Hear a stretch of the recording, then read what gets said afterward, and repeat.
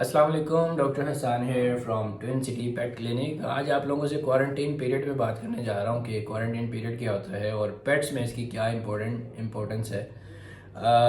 आपने corona days में काफ़ी क्वारंटीन पीरियड के बारे में सुना होगा, तो आज पेट्स में उसकी इम्पोर्टेंस आपको बताने जा रहा हूँ। दरअसल अभी आजकल में मेरे पास 3 किटन्स जो है वो प्रेजेंट हो रहे हैं। 2 की एज जो है 4 मंथ्स है और ये वो 2 किटन्स हैं जो पहले से ही उस फैमिली ने रखे हुए थे। अराउंड 2.5 मंथ्स बैक उनके पास आए थे and they were quite healthy. खाना पीना उनका बिल्कुल ठीक था, एक्टिव थे, हेल्दी थे।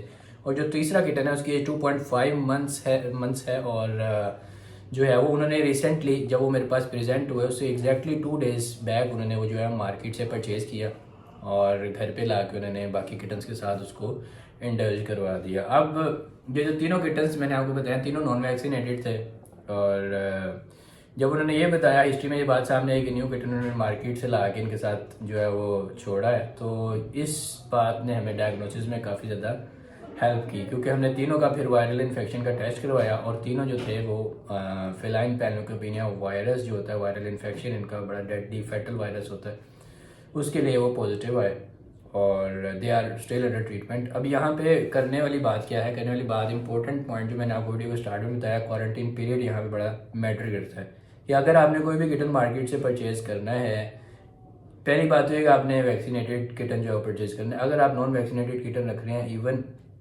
देन आपने उस किटन को जो है क्वारंटीन पीरियड, एक आइसोलेशन पीरियड होता है, वो आपने लाजमी देना है। दैट इज़ अराउंड 3-4 डेज, ठीक है। 3 से 4 दिन के लिए आपने टोटली उसको आइसोलेटेड रखना है।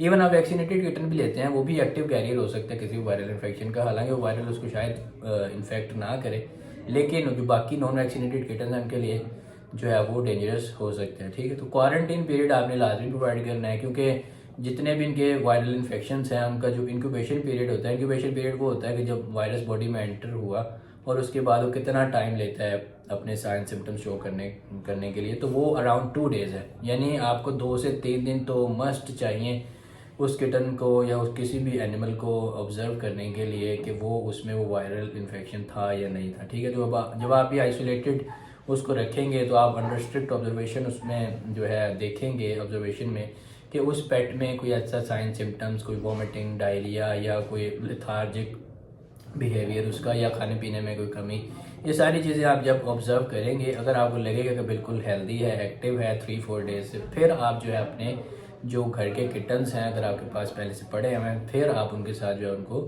रख सकते हैं। अगर आपके पास कोई और किटन्स नहीं हैं तो फिर जो है आप उसको वैसे ही घर पे रख सकते हैं, लेकिन अंडर स्ट्रिक्ट ऑब्जर्वेशन कि उसमें कोई ऐसा वैसा साइन सिम्टम्स तो नहीं आ रहा, क्योंकि ये इनके वायरल इन्फेक्शन ऐसे हैं जिस तरह मैंने आपको एफपीवी का बताया, इसमें जो है चांसेस ऑफ सर्वाइवल वैसे ही लेस देन 10% है इवन विद ट्रीटमेंट, इतना फैटल ये वायरस है।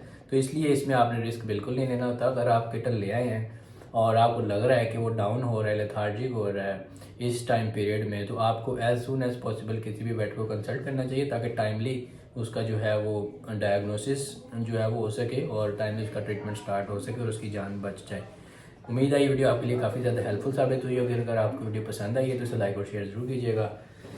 थैंक यू, अल्लाह हाफिज़।